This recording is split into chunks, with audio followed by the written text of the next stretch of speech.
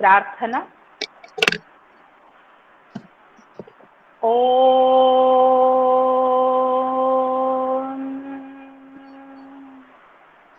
భూర్భువః స్వః తత్సవితుర్వరేణ్యం భర్గో దేవస్య ధీమహి ధియో యో నః ప్రచోదయాత్. ఓం సహనావవతు సహనౌ భునక్తు సహ వీర్యం కరవావహై తేజస్వినావధీతమస్తు మా విద్విషావహై. ఓం శాంతి శాంతి శాంతి. సర్వేభ్యో నమః. సర్వేషాం మంగళం భవతు. ఈరోజు మనం ద్వితీయ ప్రశ్న, ప్రశ్నోపనిషత్తులోని ద్వితీయ ప్రశ్న, భార్గవుడు పిప్పలాద మహర్షిని అడుగుతాడు. మనము మొదటి ప్రశ్నలో కబంధి అడిగిన ప్రశ్నలో సమాధానంలో ప్రాణము రయి ఈ రెండు ఉత్పత్తి జరిగినట్టుగా మనం తెలుసుకున్నాము. ప్రాణం అంటే సూర్యుడు, రయి అంటే చంద్రమ, చాలా రకాల అర్థాలు చెబుతూ తర్వాత ఈ సృష్టి ఉత్పత్తికి మూలమైన ఆ సూర్యుడి ద్వారానే కాలం ఏర్పడుతుంది. ఆ తర్వాత తిథులు ఇవన్నీ చంద్రుడి మాధ్యమంగా ఏర్పడతాయి. మన జీవన విధానానికి భౌతికంగా ఇవి ఎలా తోడ్పడతాయి ఇవన్నీ మనం తెలుసుకున్నాము. ఆ తర్వాత ద్వితీయ ప్రశ్నలో మరి ఈ ప్రాణం అంటే ఏమిటి, ఈ ఈ శరీరంలో ఉన్న దేవతలు ఏంటి, సృష్టి ఉత్పత్తి అంటే సంతానము తల్లిదండ్రులకు కలిగింది, శరీర రచన జరిగింది. ఈ శరీరంలో ఇన్ని దేవతలు, దాంట్లో శరీరంలో అన్నిటికంటే ముఖ్యమైన పాత్ర ఎవరిది అనే ప్రశ్నలు అడిగారు. ఎవరు? భార్గవుడు. కత్యేవ దేవా ప్రజాం విధారయంతే కతర ఏతత్ ప్రకాశయంతే కహ పునః ఏషాం వరిష్ఠైతి. ఈ విధంగా 3 ప్రశ్నలు అడిగాడు భార్గవుడు. అంటే ఈ శరీరంలో ప్రకాశవంతమైనది ఏమిటి, దీంట్లో నివసిస్తున్న దేవతలు ఏమిటి, ఇదంతా అలంకారికమే. ఎందుకంటే శరీర రచన గురించి నేను ముందుగానే చెప్పాను. స్థూలం నుండి సూక్ష్మానికి ఈ ప్రశ్నోపనిషత్తులో చెప్పబడ్డది. పరమాత్మ కంటే స్థూలము జీవాత్మ, జీవాత్మ కంటే స్థూలము ప్రకృతి. ప్రకృతి రచన ఏ విధంగా జరిగింది, ప్రకృతిలో మన శరీర భాగం కూడా, ఎందుకంటే మన శరీరము పంచభూతాలతో నిర్మితమైంది కాబట్టి దీని యొక్క ఒక్కొక్క విషయాన్ని విపులీకరించి చెప్తున్నాడు. అంటే మెట్టుగా చెప్తున్నాడు అన్నట్టు. అయితే ఇక్కడ మనం నిన్న చదువుకున్నది ఏంటంటే ప్రతి ఒక్క ఇంద్రియం, పంచ జ్ఞానేంద్రియాలు, పంచ కర్మేంద్రియాలు అన్నీ కూడా నా వల్లని శరీర వ్యాపారం అంటే శరీర మనుగడ సాగుతుందన్న ఒక గర్వంలో అవి ఉంటాయి. అప్పుడు ప్రాణం ఏమంటుందంటే మీరు ఉన్నంత మాత్రాన ఈ శరీర మనుగడ జరగదు. ఎందుకంటే అందరి శరీరాలలో ఈ చక్షులు చూసే శక్తి, వినికిడి శక్తి, తర్వాత మాట్లాడే శక్తి ప్రతి శరీరంలో అలాంటి సామర్థ్యం ఉండకపోయినా జీవించి ఉన్నట్టుగా మనం చూస్తున్నాం. సమాజంలో ఒక కళ్ళు లేని వాడు జీవించినట్టుగా చూస్తున్నాం, ఒక చెవులు వినిపించని వాడు జీవించినట్టుగా చూస్తున్నాం, ఒక మూగ వ్యక్తి, పలుకలేని వ్యక్తి జీవించినట్టుగా చూస్తున్నాం. ఒకవేళ మీ శక్తి గనక ఉంటే ఆ విధంగా అది లేని వాళ్ళు జీవించి ఉండేవాళ్ళు కాదు. కానీ మనకు ఆ విధంగా లోక వ్యవహారంలో కనబడడం లేదు. మగవాళ్ళు జీవిస్తున్నారు, చెవిటి వాళ్ళు జీవిస్తున్నారు, కళ్ళు లేని ప్రజ్ఞాచక్షులు జీవిస్తున్నారు, తర్వాత వాసన శక్తి లేని వాళ్ళు కూడా జీవిస్తున్నారు. అయితే మీకు నేను అధిపతిని అని ప్రాణం చెప్తుంది అన్నట్టు. నిన్న 2వ శ్లోకంలో అదే ఉంది. అయితే ఇదంతా ఎందుకంటే ఇవన్నీ జడ పదార్థాలు ఏవి ఎవరితో మాట్లాడే, కానీ ఏ దానికంటే దేనికి మహత్వం ఎక్కువ మన శరీరంలో చెప్పడానికి ఈ ప్రశ్నకు సమాధానంగా చెప్తున్నాడు. అయితే అప్పుడు ప్రాణం ఏమంటుందంటే, మీ అందరి మనుగడకు నేనే కారణం. నేను కనుక లేకపోతే చక్షువులు కళ్ళు తన సామర్థ్యాన్ని కోల్పోతాయి. తర్వాత చెవులు అంటే శ్రవణేంద్రియం, చెవులంటే బయట కనిపించే భౌతిక ఇంద్రియ రచన, శరీర రచన కాదు, దాంట్లో వినే శక్తి. అయితే ఇవన్నీ కూడా నేను ఉన్నప్పుడే మీకు సాధ్యం, నేను లేకపోతే మీలో అలాంటి శక్తి ఉండదు అని చెప్పినప్పటికీ కూడా అవి వినవు. విననప్పుడు ఏం చేస్తుంది ప్రాణము? ఒకసారి వాటికి జ్ఞానోదయం కలిగించాలి అనుకుని బయటకి వెళ్ళిపోతుంది. 3 వరకు చదివాం కదండి నిన్న మనం.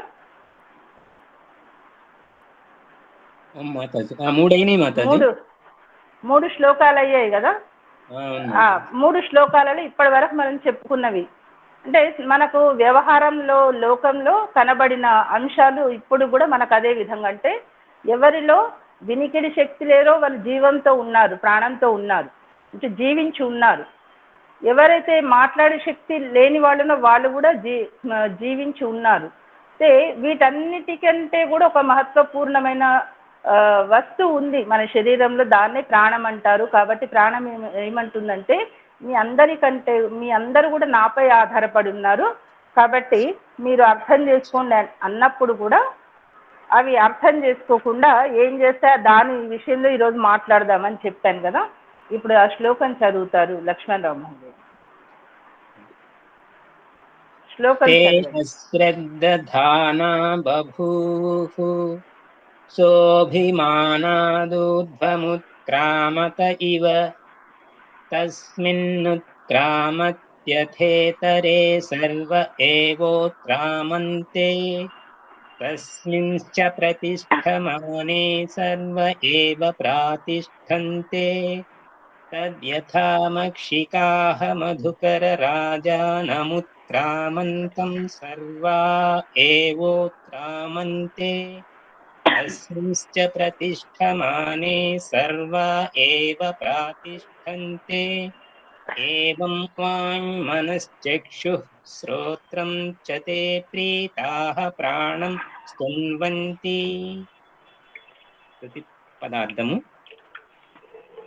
తే ఇంద్రియములు అశ్రద్ధ ధానాః బభూవుః ప్రాణము పలికిన పలుకుల ఎడ శ్రద్ధ వహింపని వాయను. సహ ఆ ప్రాణము అభిమానాత్ ఆత్మాభిమానము వలన రోషముతో ఊర్ధ్వం ఉత్క్రామతః ఇవ పైకి లేచిపోయినట్లాయను.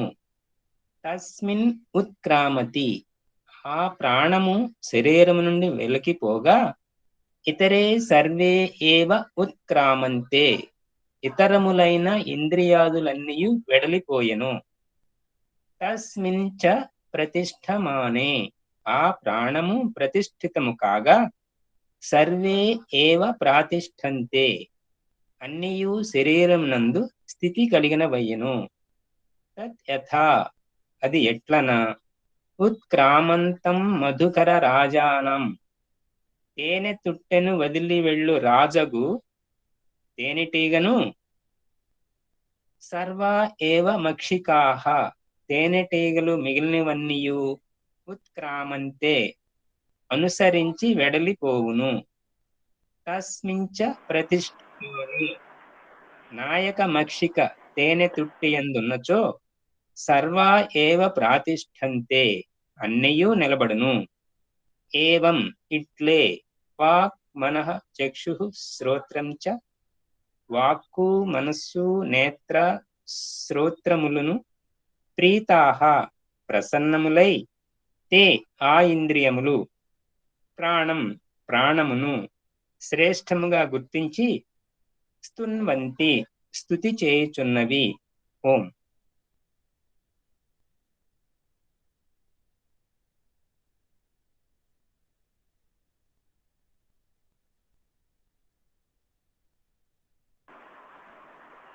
నిన్న ప్రాణము మిగతా పంచ జ్ఞానేంద్రియాలు, పంచ కర్మేంద్రియాలు, మనస్సు వీటన్నింటికి చెప్పినప్పటికి కూడా అవి వినకుండా అహంతో ప్రవర్తించినప్పుడు ప్రాణము ఒకసారి వాళ్ళకి గుణపాఠం చెప్పాలని ఊర్ధ్వ రూపంలో బయటకి వెళ్ళిపోయింది. వెళ్ళిపోయినప్పుడు అన్నీ కూడా సమస్త ఇంద్రియాలు వాటి వాటి సామర్థ్యాన్ని, శక్తిని కోల్పోయి ఏ విధంగా అయితే తేనె చుట్టే నుండి రాణి ఈగ వెడలిపోయిన తర్వాత మిగిలిన ఈగలు వెడలిపోయినట్టుగా ఒక్కొక్కటి తన తన సామర్థ్యాన్ని కోల్పోయి బయటకు వెళ్ళిపోయాయి. అంటే ఇక్కడ అర్థం ఏమిటి? ఇక్కడ వాస్తవానికి ఇవన్నీ కూడా జడ పదార్థాలని మనకు తెలుసు.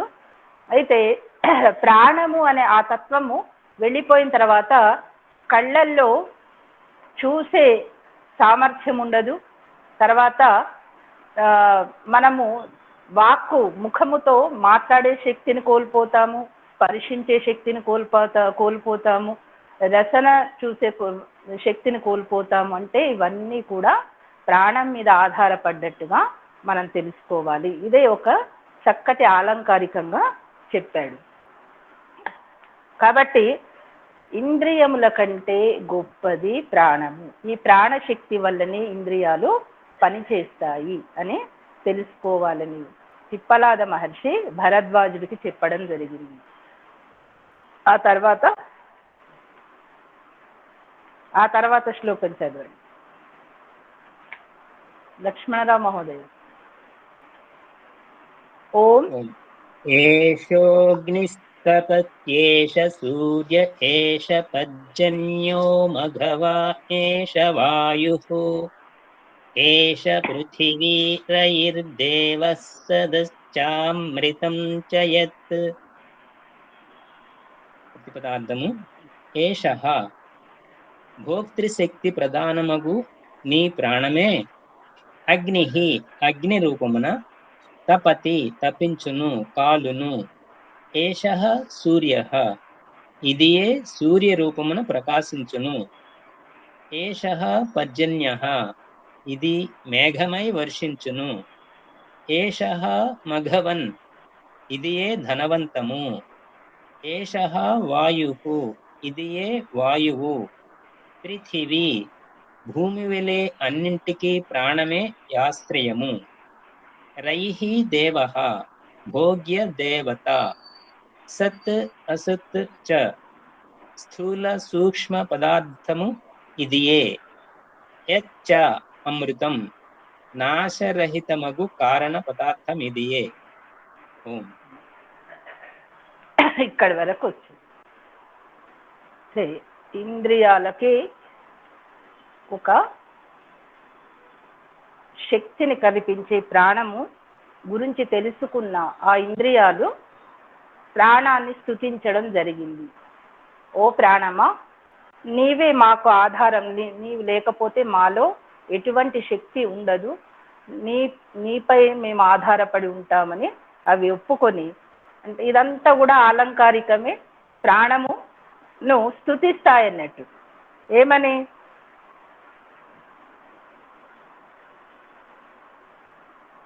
ఏమని స్తుతిస్తాయంటే నీవే అగ్నివి, నీవే ఆదిత్యుడివి, నీవే పర్జన్యము. అంటే అగ్ని, ఆదిత్య, పర్జన్యము అంటే వర్షం. ఇవన్నీ కూడా వాటన్నిటికీ కూడా కార్యాకరణ శక్తి నీవే కలిగి ఉన్నావు అని చెప్తాయి మిగతా అన్ని ఇంద్రియాలు ప్రాణంని స్తుతిస్తూ, మేము నీ గొప్పతనాన్ని తెలుసుకున్నాము, నీపైననే మా మనుగడ ఉంటుంది అని విషయాన్ని అవి తెలుసుకుని అంటే ఇక్కడ అర్థం ఏంటంటే భోక్త లేనిది భోగ్య పదార్థాలు వ్యర్థము. భోక్త ఉంటేనే భోగ్య పదార్థానికి సార్థకత. ఇప్పుడు ప్రకృతి రచించాడు పరమాత్ముడు, కానీ ప్రకృతిని అనుభవించే జీవాత్మ లేకపోతే దానికి అర్థం ఉండదు. ప్రకృతిని రచించినాడు, ఆ ప్రకృతిని ఆస్వాదించడానికి జీవాత్మ ఉంది. ఆ జీవాత్మ తన పురుషార్థంలో జీవాత్మ యొక్క క్రియ వల్ల, అంటే కర్మ వలన దానికి ఫలితం ఇచ్చే పరమాత్మ ఉన్నాడు. అయితే ఇక్కడ కేవలం ప్రకృతి రచన గురించే ఈ ప్రశ్నలు చెప్తూ ప్రాణము అనే దానితో మనకు శరీరంలో ఎలాంటి మార్పు, అందుకే వృక్షాల్లో అన్ని దాంట్లో ఆత్మ ఉండాలని లేదు, కొన్నింటిలో ప్రాణంతో కూడా మనుగడ సాగుతుందనే విషయము అర్థమవుతుంది. చాలా మంది దీంట్లో వాదోపవాదాలు ఉన్నాయి. వృక్షాలలో జీవుడు ఉన్నాడా, ప్రాణం ఉందా? జీవుడు ఉంటే పరమాత్మ మనకు భుజించే దానిగా చెప్పేవాడు కాదేమో అని నాకు అనిపిస్తుంది ఎక్కడ కూడా. ఎందుకంటే వేదాలలో కూడా మనకు మాంసం భుజించే ప్రమాణాలు ఎక్కడ లేవు, కానీ మనకు అన్నాదులు ఆహార రూపంలో ఔషధాలు వృక్ష సంతతి నుండి తీసుకునే రకం ఉంది. కాబట్టి ప్రాణము వేరు జీవాత్మ వేరు అని నేనైతే అనుకుంటున్నాను. ఇక దాని గురించి ఇంకా లోతుగా అధ్యయనం చేయాల్సి ఉంటుంది. ఇక్కడ మొత్తానికైతే ఇంద్రియాలకు శక్తి ప్రాణం ద్వారా కలుగుతుంది. ఈ విషయం చెప్పడానికే ఈ శ్లోకం చెప్పబడింది. దీంట్లో భోక్తృత్వ శక్తి ప్రధానమైనది. భోక్తృత్వ శక్తి లేకపోతే భోగ్య వస్తువులు నిరర్థకం. వంట వండి పెట్టిన తర్వాత భుజించే వాళ్ళు లేకపోతే అది ఎంత వ్యర్థమో, అదే విధంగా భోక్త అనుభవించే శక్తి లేకపోతే ఆ భోగ్య పదార్థాలు వ్యర్థమనే అంశాన్ని ఇక్కడ చెప్పాడు. ఆ తర్వాత 6వ శ్లోకం అండి.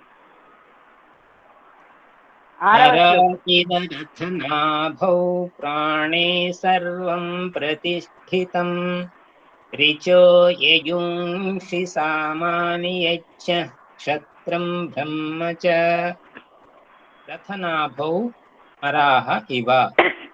చక్రపు కుండలో ఆకులిమిడి ఉండునట్లు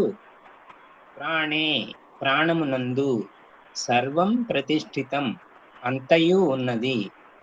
రిచం రుక్కులు, యయుంషి యజస్సులు, సామాని సామములు, యజ్యము క్షత్రము, బ్రహ్మ చ బ్రహ్మమును. ఓం. అయితే ఇక్కడ సామ, ఋగ్వేదము, యజుర్వేదం, సామవేదములు ప్రసిద్ధములైన మంత్ర సంహితలు. వాని యందు విధించబడిన యజ్ఞాది కర్మలు, వీటిని రక్షించే క్షాత్ర ధర్మము, తర్వాత బోధించే బ్రహ్మధర్మము, అంటే సమస్త వర్ణాలు, ఇవన్నీ కూడా ప్రాణముపై ఆధారపడి ఉన్నాయి. ప్రాణము ఉంటేనే ఈ సమస్త కర్మలు జరుగుతాయి. ఉదాహరణకి శరీరంలో ప్రాణం ఉందంటే యజ్ఞం చేస్తాం, మంత్రపఠనం చేస్తాం, స్వాధ్యాయం చేస్తాం, అన్నీ చేస్తాం.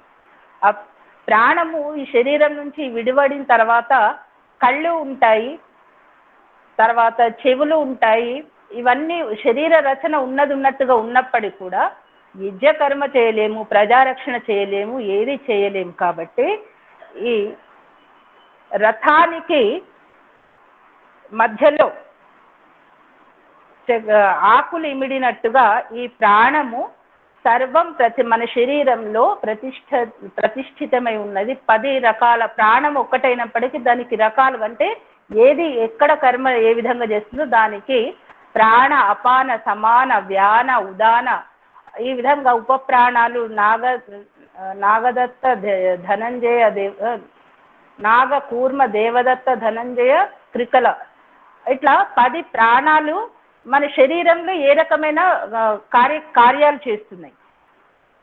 వీటి గురించి ఇక్కడ చెప్పబడింది.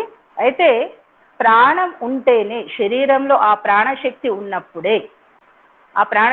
ఉన్నప్పుడే ఈ ఉత్తమ కార్యాలు ఏవైతే చెప్పబడుతున్నాయో అవన్నీ చేయగలుగుతాం. లేకపోతే మనం ఏమీ కూడా చేయజాలము. ఇది మనకు వేదము చదివినా, శాస్త్రం చదివినా, చదవకపోయినా మనకు తెలుసు.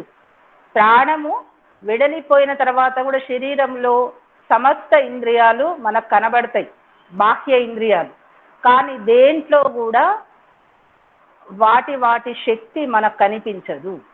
అవన్నీ కూడా నిర్జీవమైపోతాయి. కాబట్టి నిర్జీవమైనప్పుడు వాటి వల్ల చేసే కర్మలు ఏ విధంగా చేస్తాము అంటే దాదాపుగా దాని ముందు చదివిన శ్లోకార్థం ఇందులో కూడా అంటే శుభకర్మలు కూడా చేయలేదు. అశుభమే కాదు, శుభాశుభ కర్మలు ఏవి కూడా చేయలేము. అన్నింటికీ కూడా మూలాధారము ప్రాణమే అని చెప్పబడింది.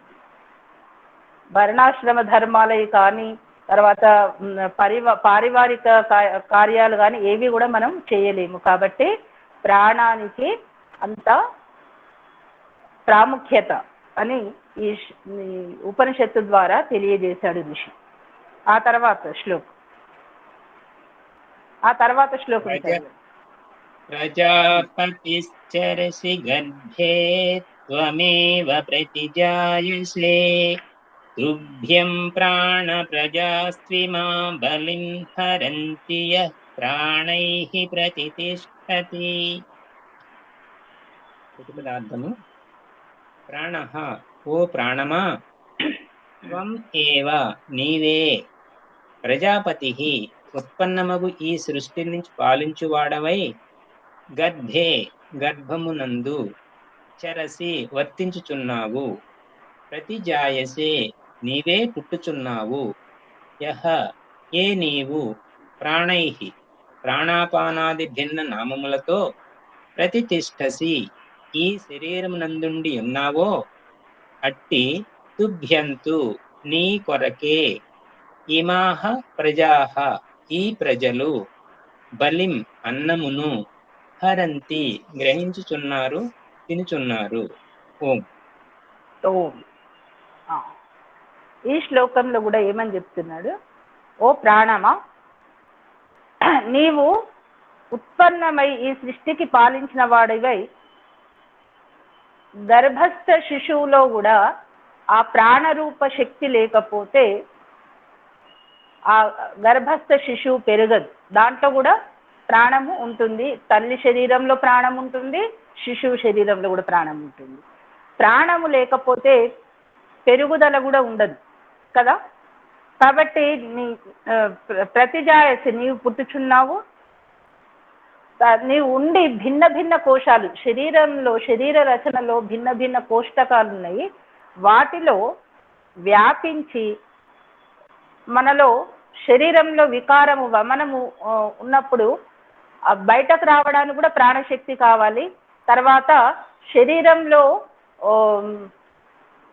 మలమూత్రాలు విసర్జించడానికి కూడా ప్రాణశక్తి కావాలి.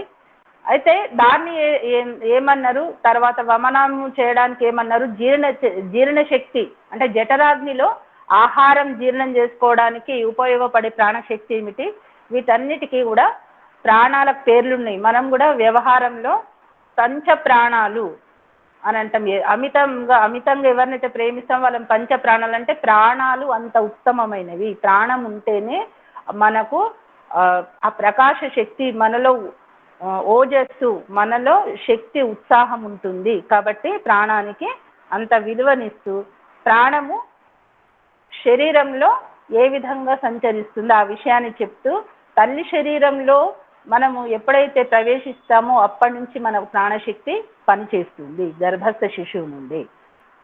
తర్వాత ఈ ప్రాణము 5 రకాలుగా విభజింపబడ్డది. ప్రాణము, అపానము, ఉదానము, సమానము, వ్యానము. ఇది ఆ తర్వాత మనకు హృదయంలో ఎటువంటి ప్రాణశక్తి ఏమిటి, దాని క్రియాకలాపాలు ఏంటి, ఇవన్నీ కూడా మనకు చెప్తారు. కాబట్టి ఈ ప్రాణశక్తి మనకు దేని ద్వారా అంటే అన్నాదుల ద్వారా, అన్నాదులను కానుకలుగా సమర్పించి మనం ప్రాణాలను నిలుపుకుంటున్నాము. ఇది కూడా ఒక ఉపమానం, అలంకారమే. అంటే మనకు ప్రాణం నిలబడాలంటే మనకు ఆహార పానీయాలు అవసరం. మనము ఆహార పానీయాలు తీసుకోమనుకోండి, ప్రాణశక్తి నశిస్తుంది కదా, నీరసించిపోతాం. ఒక వారం రోజులు ఉపవాసం ఉన్నామనుకోండి, ప్రాణం ఉంది శరీరంలో, అయినప్పుడు కూడా అన్నపానాదులు లేవనుకోండి, అప్పుడు నీరసించిపోతాం కదా. కాబట్టి వీటికి హేతువు అన్నపానాదు. కాబట్టి ఈ ఇంద్రియంలో యొక్క ప్రాణ ప్రాశస్త్యము ఇక్కడ వర్ణించి ఇంద్రియాలకు ఆధారము ప్రాణము, ప్రాణానికి ఆధారము ఆహారము అనే విషయాన్ని చెప్పడానికి ప్రయత్నం చేశాడు.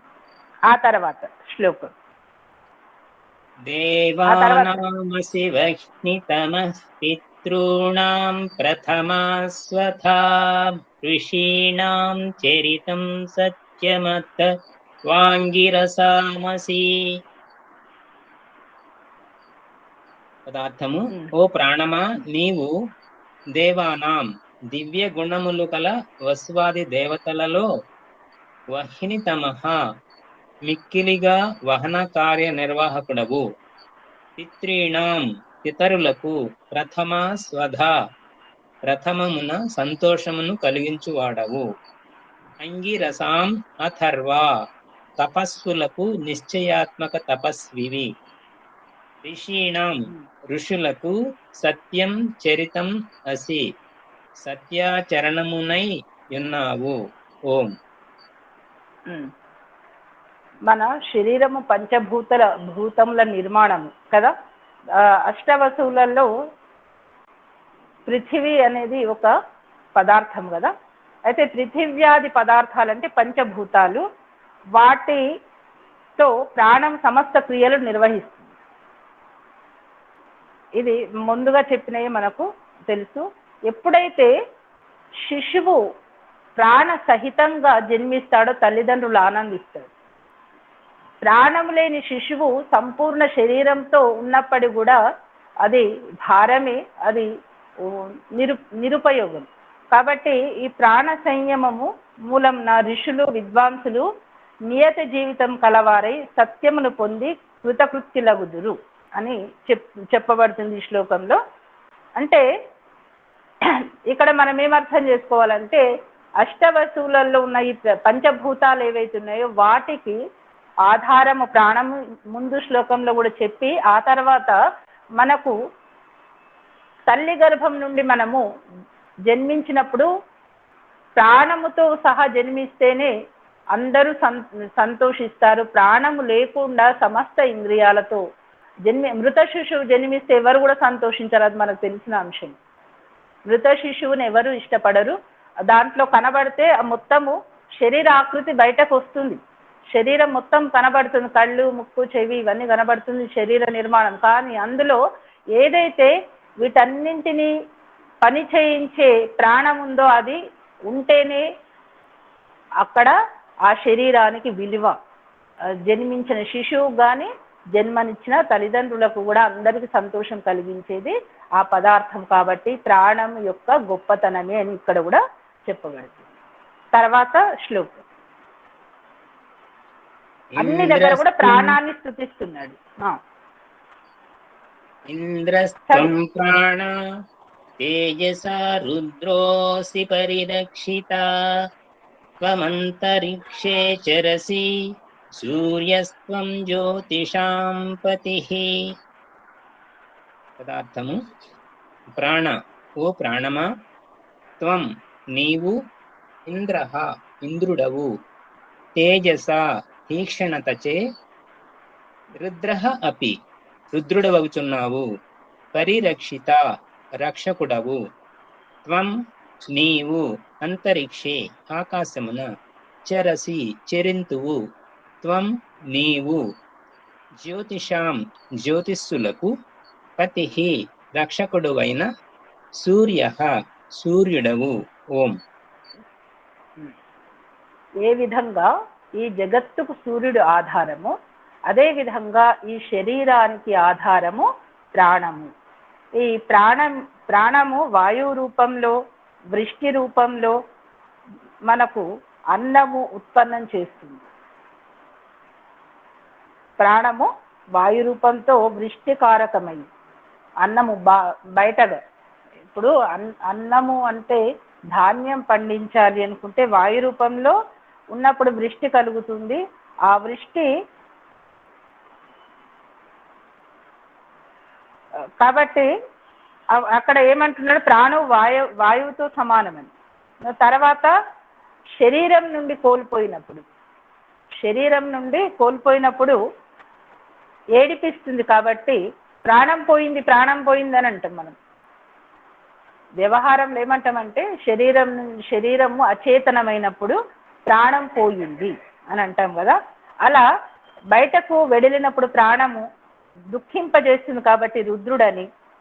కాబట్టి ఇంకా శరీరం ఉన్నంత కాలము జీవితంకు ఎట్టి హాని కలగచేయదు కాబట్టి రక్షకుడని, ప్రాణం రక్షకుడని ఈ శ్లోకం ద్వారా వర్ణించాడు ఋషి. ప్రాణము ఎక్కడ ఉంటుందంటే హృదయాకాశంలో ఉండి మొత్తము కూడా సంచరిస్తుంది. భోక్తృశక్తి రూపంన వెలుగు జ్యోతిష్యులకు ప్రకాశం నొసిగి సూర్యనామంలో నేను చెప్పాను కదా, సూర్యుడు ఏ విధంగా సమస్త సృష్టికి ఆధారమో ఈ శరీరానికి ఈ ప్రాణం కూడా అదే విధంగా ఆధారమై మనకు రకరకాలుగా ఈ శరీర ప్రక్రియలను చేస్తూ మనను రక్షిస్తుంది, మన మనుగడకు ఒక సాధనంగా ఉపయోగపడుతుంది. ఎందుకంటే ప్రాణం ఎక్కడి నుండి ఉత్పత్తి అయిందనే విషయం మళ్ళీ వస్తుంది. నేను అదే చెప్పాను, ఒకదాని తర్వాత ఒకటి, అంటే స్థూలం నుండి సూక్ష్మానికి. ఇప్పుడు ప్రాణం యొక్క గొప్పతనాన్ని చెబుతూ తర్వాత ప్రశ్నకు ప్రాణం అంటే ఏమిటి, మరి ప్రాణంని ఉత్పన్నం చేసిన అతను ఎవరు అనేది ప్రశ్న వస్తుంది. కాబట్టి అప్పటి వరకు ప్రాణం గొప్పతనాన్ని మనం తెలుసుకుందాం, ప్రాణాన్ని ప్రాణంగానే తెలుసుకుందాం. అంటే శరీర రచనలో సమస్త ఇంద్రియాలకు ఆధారము ప్రాణము. ఈ విషయాన్ని ఇప్పటి వరకు మనకు చెప్తూ వచ్చాడు. దాంట్లో ప్రాణం శరీరంలో ఎక్కడ ఏ స్థానంలో ఎటువంటి క్రియాకలాపాలు చేస్తే ఆ ప్రాణం అంటున్నాము, అపానం అంటున్నాము, వ్యానం అంటున్నాము, సమానం అంటున్నాము, ఉదానం అంటున్నాము, వాటి గురించి కూడా ఇక్కడ వర్ణన ఉంటుంది. ఇప్పుడు మళ్ళీ శ్లోకం చదువుతారు మన లక్ష్మణరావు మహోదయ. యదా త్వమభివర్షస్య థేమాః ప్రాణా తే ప్రజాః ఆనందరూపాస్తిష్ఠంతి కామాయాన్నం భవిష్యతీతి. పదార్థము: ప్రాణమా, యదా ఎప్పుడు, త్వం నీవు, అభివర్షసి వర్షింతువో, అథ అప్పుడు, ఇమాహ తే ప్రజాః ఈ నీ ప్రజలు, కామాయ కోరిక నెరవేరుటకు తగినంత, అన్నం భవిష్యతి ఇతి అన్నము లభింపగలదని, ఆనంద రూపాః తిష్ఠంతి ఆనంద రూపులై ఉందురు. ఓం. ఇక్కడ కూడా అదే విషయాన్ని కంటిన్యూ చేస్తున్నాడు ఋషి. ఏమంటున్నాడంటే వాయు రూపంలో ఏం చేస్తున్నాడు. మనకు క్రితం శ్లోకంలో వాయు రూపంలో సృష్టికారకమగు అన్నం ఉత్పన్నం చేస్తాడు. తర్వాత ఈ శరీరం నుంచి వెడలినప్పుడు మనను దుఃఖింపజేస్తాడు రుద్రుడు. కాబట్టి మన శరీరంలో ఉండి ఎటువంటి హాని మనకు చేయడు కాబట్టి పరిరక్షకుడు. ఈ విధంగా చెబుతూ వాయు రూపంలో ఏం చేస్తున్నాడు ఈ శ్లోకంలో చెప్పాడు. ఓ ప్రాణమా, నీవు వాయు రూపంన మేఘములలో సంఘర్షణ కల్పించి వానిని భూమిపై వర్షించినట్లు చేయుదు. ఇది శరీరం బయట చేసే ప్రాణం, శరీరం లోపల జరిగే ప్రక్రియ. ఇది శరీరం బయట ప్రాణం వ్యాపకమైంది కాబట్టి వాయు రూపంలో మేఘాలలో ఒక ఘర్షణ, రాపిడి. మేఘాలు ఎలా ఏర్పడతాయంటే జలమును సూర్యుడు శోషించినప్పుడు, అంటే ఆవిరి రూపంలో సూర్యరశ్మి వేడి వల్ల ఆవిరి రూపంలో మేఘాలు ఏర్పడతాయి. అయితే ఆ మేఘాలలో ఘర్షణ కావడానికి వాయువు తోడ్పడుతుంది. ఆ వాయువు వాయువు తోడ్పడినప్పుడు మనకు వర్షం కురుస్తుంది. వర్షం కురిస్తే అన్నాదులు పండుతాయి, అంటే పంటలు పండుతాయి. ఆ పంటల వల్ల మనకు ఆహారం లభిస్తుంది. ఆ ఆహారం వల్ల ప్రాణశక్తి పెంపొందుతుంది. ఒకదానితో ఒకటి సంబంధం. అయితే ఉండే ప్రజలు తమ అభీష్టాన్ని వర్షం వల్ల ఉత్పన్నము కాగలదని ఎంచి ఆనందిస్తారు కదా. ఆహారం కొరత జరిగినప్పుడు బాధ ఉంటుందా, ఆనందం ఉంటుందా? కరువు కాటకాలు వచ్చినప్పుడు బాధ కదా. తగిన భోజనం, తగిన ఆహారం లభించిందంటే ఆనందం. కాబట్టి సర్వ ప్రాణులకు ప్రాణం ఎంత ముఖ్యమో, ప్రాణాన్ని పోషించడానికి ఆహారం అంత ముఖ్యము. ఈ ఆహారము కూడా మనకు వాయువు అంటే ప్రాణమే తోడ్పడుతుంది అప్రత్యక్షంగా. ఆ ప్రాణరూప వాయువు ద్వారానే మళ్ళీ వర్షం కురవడం వలన పంటలు పండడం వల్ల మనము వాటిని అనుభవించి, అంటే ఆ రసాస్వాదం చేసి, ఆ భోజనము ఆస్వాదించి ఆ రసము ద్వారా మన శక్తిని పెంపొందించుకుంటున్నాం, ప్రాణశక్తిని. కాబట్టి ఒకదానితో ఒకటికి ఉన్న సంబంధాన్ని ఈ శ్లోకం ద్వారా తెలియజేశాడు ఋషి. తర్వాత శ్లోకం అండి. వ్రాత్యస్త్వం ప్రాణైక ఋషిరత్తా విశ్వస్య సత్పతిః వయమాద్యస్య దాతారః పితా త్వం మాతరిశ్వనః. పదార్థము ప్రాణమా, త్వం వ్రాత్యః నీవు అసంస్కార్యుడవు, నిత్య శుద్ధుడవు, ఏకః ఒక్కడవు, ఋషిః గమనశీలుడవు, అత్తా తినువాడవు, భోక్తవు, విశ్వస్య సత్పతిః సర్వము ఉత్తమము వాడవు, వయం మేము ఇంద్రియాదులు, ఆద్యస్య దాతారః భక్ష్య పదార్థములను చేకూర్చువారము, త్వం నీవు, మాతరిశ్వనః వాయువునకు పితా జనకుడవు. ఓం. ఇక్కడ కూడా ఎంత చక్కగా చెప్పాడంటే, ప్రాణము శుద్ధమైనది. ప్రాణవాయువు అని మన వ్యవహారంలో వాడుతాం. అంటే మనలో అశుద్ధతను, శరీరంలో ఉన్న అశుద్ధతను దూరం చేయడానికి కూడా మనకు ప్రాణవాయువు అవసరం. ప్రాణవాయువు లోపించిందంటే మనకు ఎటువంటి రుగ్మతలు, ఒక్కోసారి జీవించే పరిస్థితి కూడా ఉండదు. కాబట్టి ప్రాణాన్ని శుద్ధం చేసేది ఏముండదు. ప్రాణము ఇతర రుగ్మతలను శుద్ధం చేస్తుంది, ప్రాణవాయువు ఇతర రుగ్మతలను శుద్ధం చేస్తుంది. కాబట్టి ప్రాణం సర్వశ్రేష్టము. అంటే ఇక్కడ మనం ఈరోజు చెప్పుకోబడే ఆక్సిజన్ అనుకోవచ్చు. మనలో శరీరంలో ఆక్సిజన్ తగ్గిందంటే ఎట్లాంటి ప్రమాదమో మనకు తెలుసు. ప్రాణవాయువు దాన్ని శుద్ధం చేయాల్సిన అవసరం ఉండదు, ప్రాణశక్తి స్వతహాగానే శుద్ధమైనది.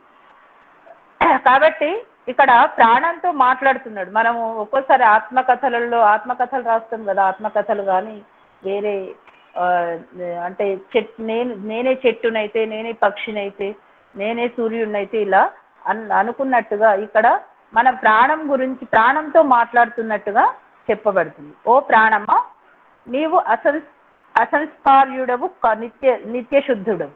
అంటే నిన్ను సంస్కరించే, అసంస్కార్యుడవు అంటే సంస్కరించవలసిన అవసరం లేదు. ఇప్పుడు రోజు మనము అద్భిర్గాత్రాన్ని శుద్ధ్యంతి మనః సత్యేన శుద్ధ్యతి అంటే మనం శరీరాన్ని నీటితో శుద్ధం చేస్తాం, మనస్సును అద్భిర్గాత్రాన్ని మనస్సును సత్యంతో శుద్ధం చేస్తాం. కానీ ఈ ప్రాణాన్ని శుద్ధం చేయాల్సిన అవసరం లేదు, ప్రాణము స్వతహాగానే శుద్ధమైనది. కాబట్టి నిన్ను శుద్ధం చేయాల్సిన అవసరం లేదు, నీవు ఒక్కడవే. ఇట్లా పరమాత్ముడు సర్వవ్యాపకుడు ఏ విధంగా ఒక్కడే, అదే విధంగా సర్వ ప్రాణులలో ఉన్న ఆ ప్రాణం కూడా చైతన్య స్వరూపం ఒకటే. అంటే ఆ ప్రాణశక్తి ఇప్పుడు నీకు ఏ విధమైన, అంటే ఒక వ్యక్తి శరీరంలో ఏ విధమైన సౌకర్యాన్ని కలిగిస్తుందో అదే క్రియాకలాపాలు ఇంకొక శరీరంలో కూడా అదే విధంగా కలిగిస్తుంది. ఒకరిలో కలిగిస్తుంది, ఒకరిలో కలిగించదని కాదు. కాకపోతే ఆ ప్రాణంలో మనము ప్రాణ శుద్ధతను మనం కాపాడుకోవాలి. అంటే దాన్ని ఏ విధంగా మనము ఆ విధంగా మలుచుకోవాలి. అందరికీ ప్రాణం సమానంగానే ఇవ్వబడ్డది, కానీ అవయవాలు సరిగ్గా ఇవ్వబడలే. కొంతమందికి చూసే శక్తి లేకుండా జీవిస్తున్నారు, కొంతమందికి వినికిడి శక్తి లేకుండా జీవిస్తున్నారు. కానీ జీవన శక్తి ఉన్న ప్రతి ప్రాణిలో మాత్రము సమానంగానే ఉంది. కాబట్టి నీవు ఒక్కడివే. మళ్ళీ గమనశీలుడివి, ఋషి అని చెప్పాడు, గమనశీలుడు. తర్వాత భోక్తవు, ఆహారాన్ని తీసుకుంటది కదా ప్రాణము, కాబట్టి భోక్త అని చెప్పబడ్డది. తర్వాత సమస్త శరీరాన్ని ఉత్తమంగా పోషిస్తుంది. ఈ ఇంద్రియాదులు భక్ష్య పదార్థములను చేకూర్చువారు. మేము ఇంద్రియాదులను భక్ష్య పదార్థాలను, నీకు ఇవన్నీ అంటే నీకు శక్తిని చేకూర్చడానికి సేవకుల్లాగా పనిచేసే వాళ్ళమే. నీవు మాతరిశ్వాన అంటే వాయువుకు కూడా నీవు జనకుడువు.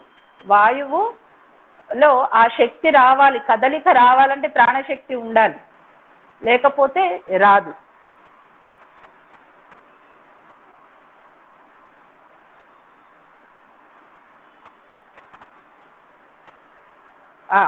ఆకాశగత స్థూల వాయువున కదియే జనకము. ప్రాణశక్తి ఆకాశ పంచభూతాలు అంటే కేవలం శరీర నిర్మాణమే కాదు కదా, సమస్త సృష్టికి ఆధారము పంచభూతాలు. వాటికి శక్తినిచ్చేది ప్రాణం. కాబట్టి ఆ రకంగా చూస్తే వాయువుకు కూడా జనకుడే, పంచభూతాలకు జనకుడే ప్రాణం కదా. అంటే లోపల శక్తి రచనకు శక్తికి ప్రాణమే, బయట శక్తికి కూడా ప్రాణమే ఆధారము. కాబట్టి దీని అర్థం చదివారండి. ఇప్పుడు తర్వాత 12వ శ్లోకం చదవండి. 12వ శ్లోకం.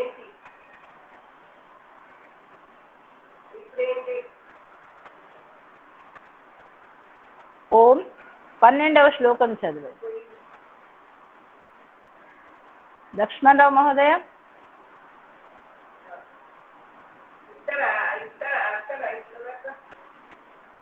ఓం లక్ష్మణరావు మహోదయ గారు లేనట్టున్నారు. నేను చదువుతాను, నేను పాడలేను కానీ చదువుతాను.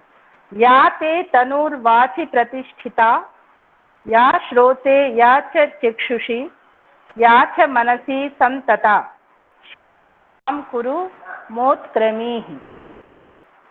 లక్ష్మణరావు మహోదయ వచ్చారా? ఓం. ఓ ప్రాణమా, తే యా తనూహు, నీయే తనువు, వాచి ప్రతిష్ఠిత, వాణియందున్నదో, యా శ్రోతే, ఏది చెవులలోనున్నదో, యాచ చక్షుషి, ఏది నేత్రంలోనున్నదో, యాచ మనసి, ఏది మనస్సున, సంతత, వ్యాప్తమై ఉన్నదో, తాం, ఆ తనువును, శివాం కురు, శుభంకరము చేయుము, మా ఉత్క్రమి, ఉత్క్రమము చేయవలదు, శరీరమును విడిచి వెళ్ళకు. ప్రాణాన్ని మళ్ళీ ఈ పంచ జ్ఞానేంద్రియాలు పంచ కర్మేంద్రియాలు కోరుకున్నట్టుగా దీంట్లో చెప్పబడుతుంది. ప్రాణము అపాన రూపంన వాక్కునందు. ప్రాణము విభజించి అంటే ప్రాణానికి పేర్లు పెట్టారు. వాస్తవానికి ప్రాణం ఒకటైనప్పటికీ కూడా ఇప్పుడు మిక్సీకి మనము దాన్ని అంటే విద్యుత్తును అనుసంధానం చేసినప్పుడు అది మనకు దాని కార్యక్రమం పిండినిస్తుంది. అదే ఒక వాషింగ్ మిషన్కి ఇచ్చినప్పుడు అది బట్టలను ఉతికి పెడుతుంది. ఒక రైస్ కుక్కర్కి ఇచ్చినప్పుడు అన్నం వండి పెడుతుంది. అదే విధంగా ఒకటే విద్యుత్తు కానీ రకరకాల పరికరాలకు ఇచ్చినప్పుడు రకరకాల క్రియలు ఏ విధంగా చేస్తుందో అదే విధంగా మన శరీరంలో ఉన్న ప్రాణము ఒక్కొక్క 5 రకాలుగా విభజించి ఒక్కొక్క దానికి అవి ఏ విధంగా చేస్తుందో దాన్ని చెప్తున్నారు. ప్రాణము అపాన రూపంలో వాక్కునందు, వ్యాన రూపంలో శ్రవణమునందు, తర్వాత ప్రాణ రూపంలో నేత్రమునందు, సమాన రూపంలో మనస్సునందు ఉంటాయని విద్యుల అభిప్రాయము. ప్రాణం ఒక్కటే కానీ వాక్కునందు అపాన రూపంలో, తర్వాత వ్యాన రూపము శ్రవణమునందు, ప్రాణరూపం నేత్రమునందు, సమాన రూపము మనస్సునందు ఉంటుందని. అదే ప్రాణం యొక్క తనువు అంటే శరీరం. తనువు అంటే శరీరం. ప్రాణానికి శరీరము మనకు అంటే భౌతిక శరీరం ఏ విధంగా ఉందో ప్రాణానికి రూపం లేదు, ప్రాణానికి ఉన్న శరీరానికి రూపం లేదు. కానీ ప్రాణ అపాన సమాన ఉదాన వ్యాన ఈ 5 ఏవైతే విభజించారో ఇదంతా దాని యొక్క శరీరంగా మనం భావించాలి అని చెప్తున్నాడు. ప్రాణవృత్తి సరిగా లేనప్పుడు ఆ ఇంద్రియములు స్వస్వ కార్యములందు అసమర్థములగును. అక్కడ ఆ ప్రాణవృత్తి అంటే ఏ ఇంద్రియము దగ్గర ప్రాణవృత్తి సరిగా ఉండదో అప్పుడు ఏం జరుగుతుంది? ఆ స్థానంలో కార్యం చేసే సామర్థ్యము ఉండదు. కాబట్టి ఇంద్రియాలన్నీ ప్రాణమా నీవు మా అందున్న ఈ ప్రాణాది తనువును శుభంకరంగా ఉంచుము. మాలో సమస్త అవయవాలలో ఉన్న అంటే సమస్త స్థానంలో ఉన్న నీ తనువు ఏదైతే ఉందో, నీ రూపం ఏదైతే ఉందో అది శుభంగా ఉండాలని కోరుకుంటున్నామంటే అది మళ్ళీ ఎవరు చేయాలి? దాని మాధ్యమంగా ప్రాణాన్ని రక్షించడానికి దానికి ఒక స్రోతస్సు ఉంటుంది. దాని గురించి తర్వాత ప్రశ్నలు చెప్పబడుతుంది. నీవు నన్ను వదిలి వెళ్ళకు అని చెప్తున్నాయి. సమస్త ఇంద్రియాలు ఏమని చెప్తుంది? నాతో పాటే ఉండుము అని చెప్పి, ఒకవేళ నువ్వు ఉత్క్రమిస్తే గనుక మా స్థితికి భంగం ఏర్పడుతుంది, కాబట్టి మా పైన కరుణ చూపించుము. ఇక్కడ కూడా అంటే ప్రాణాన్ని 5 రకాలుగా విభజించి 5 రకాల వాటి క్రియాకలాపాలు ఏమిటి అని చెబుతూ ప్రాణం యొక్క మహత్వాన్ని ఈ శ్లోకంలో కూడా తెలియజేశారు. లక్ష్మణరావు మహోదయ చదవగలుగుతారా?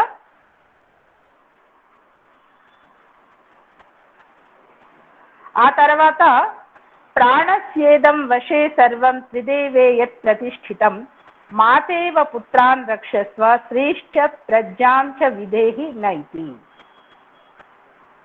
త్రిదేవే ముల్లోకములందును యత్ ప్రతిష్ఠితం ఏది కలదో ఇదం సర్వం ఇది అంతయు ప్రాణస్య వశే ప్రాణంనకు అధీనమై ఉన్నది.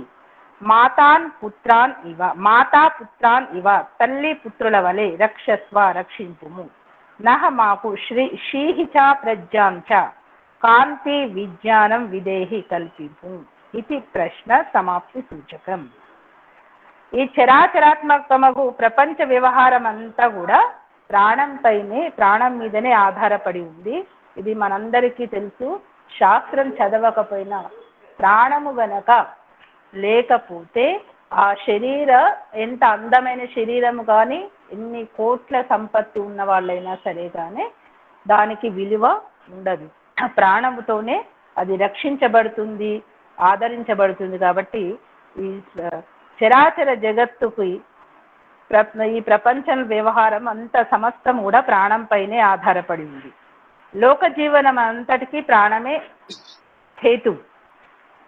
ప్రాణం లేనిచో ఆ ప్రపంచమంతా శ్రేష్టారహితము. కాబట్టి నువ్వు స్థిరంగా ఉండి మేం చేసే క్రియాకలాపాలను పెంపొందించు అని చెప్తుంది. ఓ ప్రాణమా, నీవు స్థిరమై లోకమున క్షాత్ర శోభను వేదాది శాస్త్ర విజ్ఞానమును విస్తరింపజేయుము. అంటే ప్రాణం ఉంటేనే ఇలాంటి కార్యక్రమాలు మనం మొదటి నుండి శ్లోకంలో చదువుతున్నాము. కాబట్టి ఈ ప్రాణేంద్రియ సంవాదము, ఇంద్రియాలతో ప్రాణం యొక్క సంవాదంలో అంటే ప్రాణం యొక్క మహత్వం ఏమిటి అని అడిగిన దానికి ప్రశ్నకు సమాధానంగా ఇంద్రియాలు ఏవైతే మన శరీరంలో నిర్మించబడిన పంచ జ్ఞానేంద్రియాలు, కర్మేంద్రియాలు, మనస్సు, వీటన్నింటికి ఆధారము ప్రాణము. యోగం చేయాలన్నా ప్రాణమే కదా, ఉద్యోగం చేయాలన్నా ప్రాణమే కావాలి, వంట చేయాలన్నా ప్రాణమే కావాలి. ప్రాణం లేకుండా ఏవి కూడా సాధ్యము కావు. కాబట్టి ప్రాణము వీటన్నింటికి ఆధారము ప్రాణము. ఈ ప్రాణం చాలా శుద్ధమైనది. ప్రాణాన్ని సంస్కరించవలసిన అవసరం లేదు. కాకపోతే మన క్రియాకలాపాలు సరిగా లేనప్పుడు ఆ ప్రాణశక్తులు నశిస్తాయి. దాంట్లో మన లోపం ఉంటుంది తప్ప ప్రాణం లోపం ఏమి ఉండదు. కాబట్టి ప్రాణం యొక్క గొప్పతనాన్ని ఈ విధంగా తెలియజేశాడు. మొదటి ప్రశ్నలో అసలు ఈ సృష్టి ఉత్పత్తికి మూలం ఏమిటి అన్నప్పుడు దీనికి ప్రాణము, రయి అనే 2 పదార్థాలని చెప్పాడు. అయితే రెండవ దాంట్లో ప్రాణం యొక్క గొప్పతనాన్ని అడిగినప్పుడు ప్రాణం యొక్క మహత్వాన్ని ఇంద్రియాల కంటే కూడా అతీతంగా, అంటే ఇంద్రియాలన్నింటికీ కూడా స్వామి అనిగా చెప్పాడు. తర్వాత మూడవ ప్రశ్న, ఈ మూడవ ప్రశ్నలో అతను కౌసల్యుడు అడుగుతాడు, ప్రాణం అని చెప్తున్నారు కదా, మరి ప్రాణం అనేది స్వతహగా అంటే తను స్వతంత్రమైనదా లేకపోతే దాన్ని ఎవరైనా పుట్టించారా? ప్రాణము రయిలో ప్రాణం యొక్క మహత్వం చెప్పబడింది కదా. మరి ప్రాణం ఉత్పత్తి ఎక్కడి నుండి జరిగింది? ప్రాణానికి కర్త ఎవరు? ఒకదానికొకటి కర్త, ఒకదాని తర్వాత ఒకటి అడుగుతున్నాడు కదా. ప్రాణం నిలవాలంటే అన్నపానాదులు ఆహారం అవసరం అన్నాడు. తర్వాత ఈ ప్రాణానికి సృష్టికర్త ఎవరు మరి అనే ప్రశ్నను ఇక్కడ అడిగాడు. అది ఒక్క ప్రశ్న చదివి నేను సమాప్తం చేస్తాను. అత హైనం కౌసల్యాశ్వలాయన పప్రచ్చ భగవన్ కుత ఏష ప్రాణో జాయతే కథ మాయాస్మిన్ శరీర ఆత్మానం వా ప్రవిభజ్య కథం ప్రాతిష్టతే. కేనోత్క్రమతే కథం బాహ్యమభిదత్తే కథం అధ్యాత్మమితి. అథ తర్వాత ఆశ్వలాయన కౌసల్య అంటే అశ్వల గోత్రోత్పన్నుడు. ఆశ్వలాయనుడు అంటే అశ్వల అనే గోత్రంలో ఉద్భవించిన వ్యక్తి కౌసల్యుడు. అశ్వలస్య సంతానం గోత్రోద్భవుడు కౌసల్యుడు.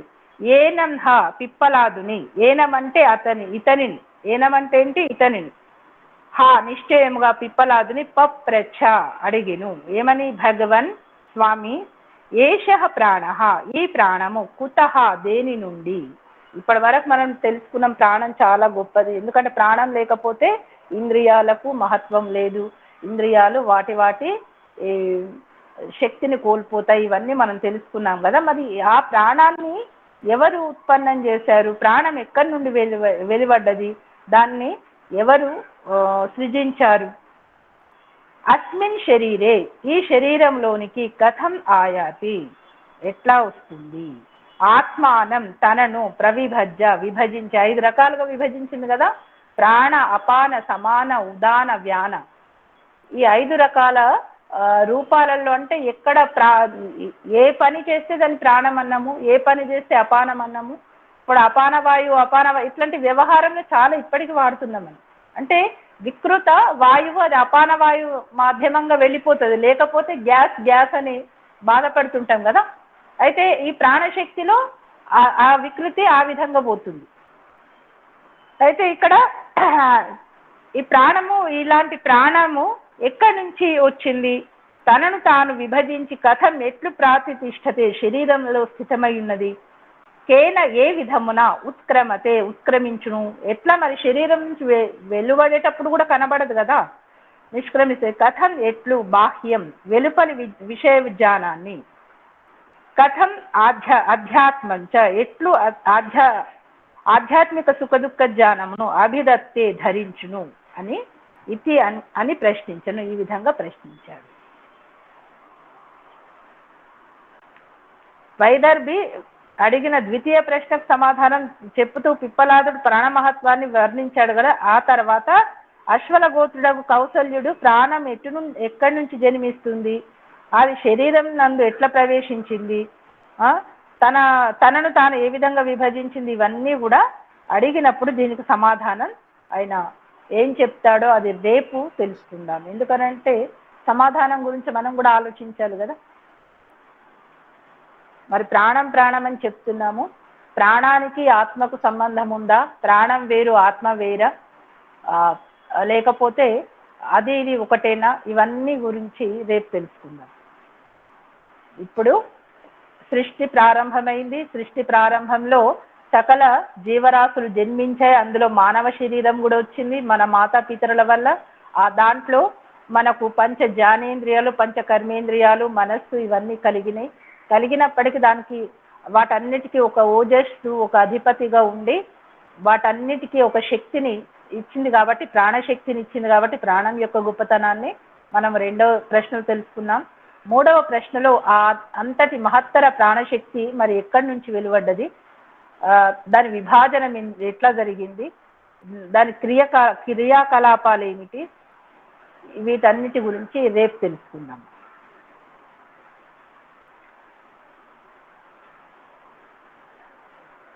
ధన్యవాదాలు.